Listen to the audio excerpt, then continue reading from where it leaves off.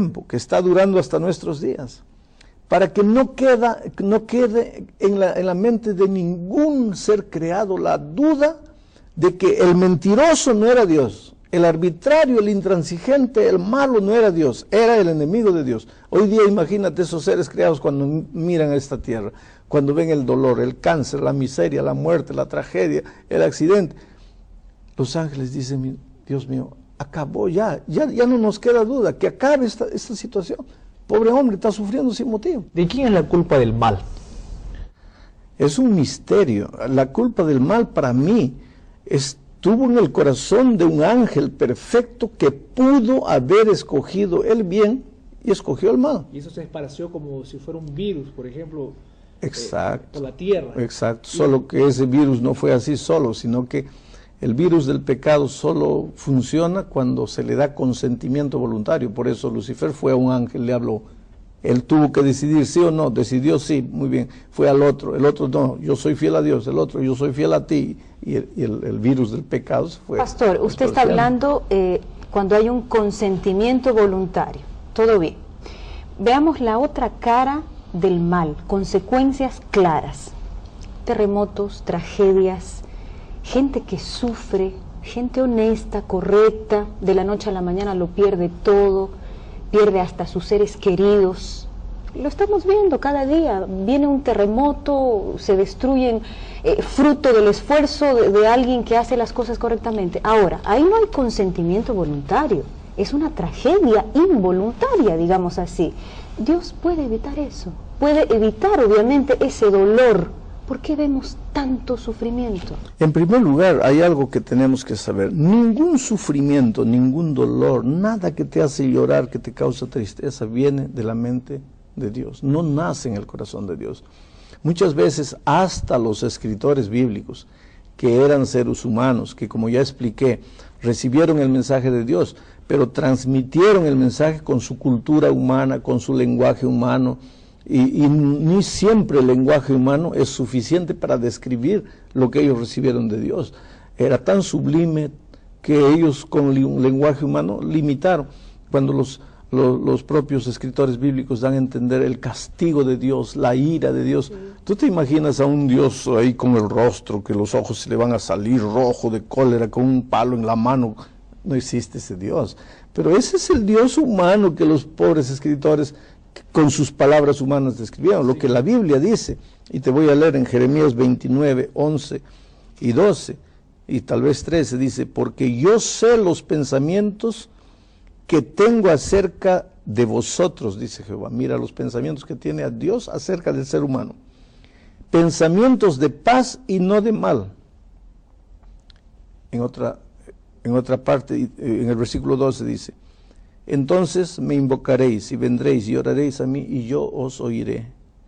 Y me buscaréis y me hallaréis porque me buscaréis de todo vuestro corazón. Quiere decir, lo que Dios más quiere es que sus hijos vivan felices, pero infelizmente entró el pecado, y el pecado de Lucifer trajo como consecuencia dolor, muerte, soledad, traición, violencia y toda la miseria que vemos. Ahora, Dios podría librarnos, esa es tu pregunta. Sí. Dios podría librarnos, claro que podría, pero ¿qué pasa?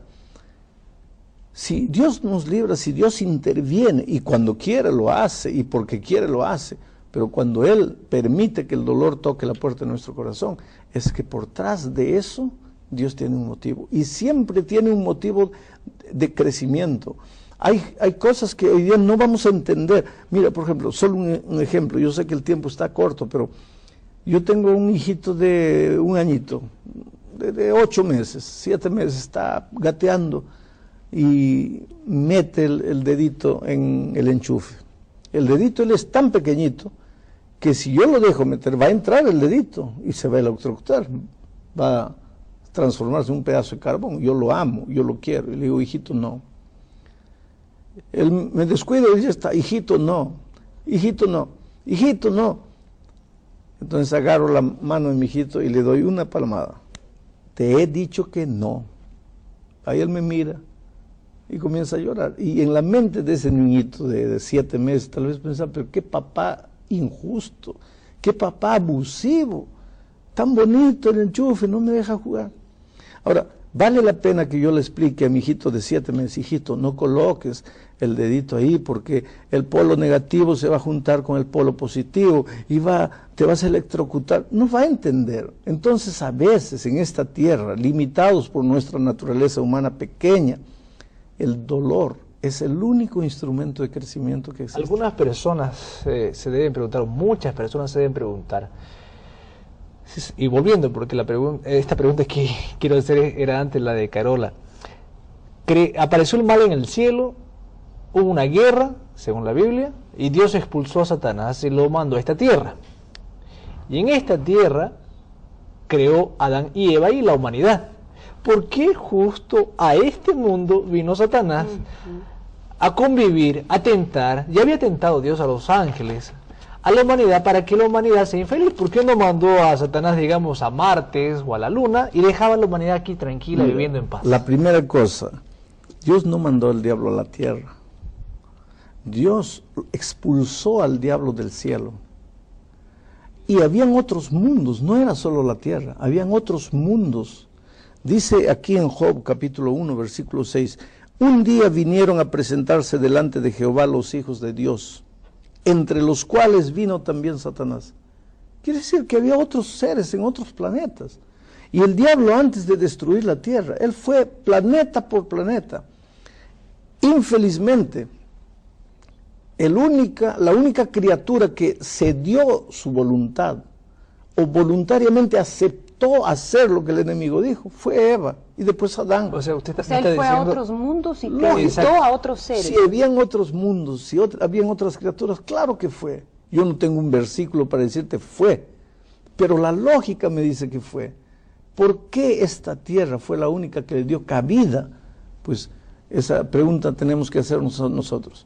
Si hay tantas otras personas felices que toman decisiones bonitas y son felices, tienen un hogar lindo, hijos lindos, ¿por qué hay personas que toman decisiones equivocadas, se meten en las drogas, se destruyen con alcohol?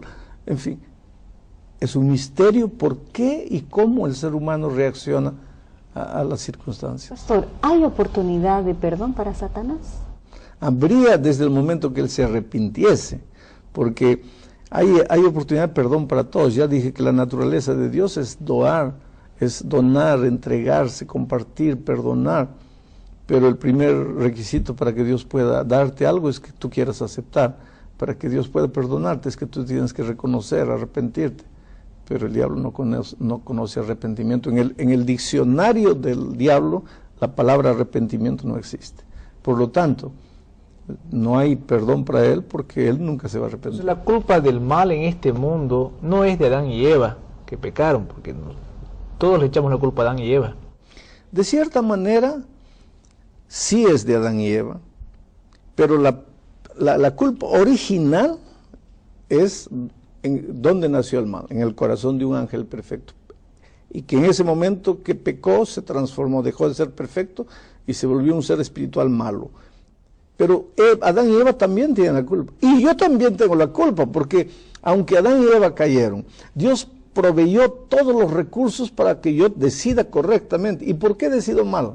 Ese es un problema mío. En todo caso, el mismo Adán, yéndonos un poquito al relato de Génesis, cuando Eva fue tentada, ella estaba sola, no sé si me equivoco, no sé si Adán estaba...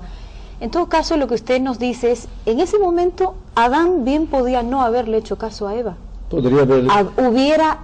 El camino hubiera sido diferente, sí. El final hubiera sido... Primero, Eva podría no haberle hecho caso a la serpiente. Segundo, Adán podría no haberle hecho caso a Eva. Y tercero, nosotros podremos no hacerle caso al enemigo. En pocas palabras, si no era Adán y Eva que pecaban, tal vez serían los hijos, los nietos, alguien iba a pecar. Sí, porque el diablo siempre estaría tentando, porque la naturaleza del diablo es destruir. Ahora, una pregunta, pastor, que siempre está en la mente de mucha gente, al menos yo me pregunto.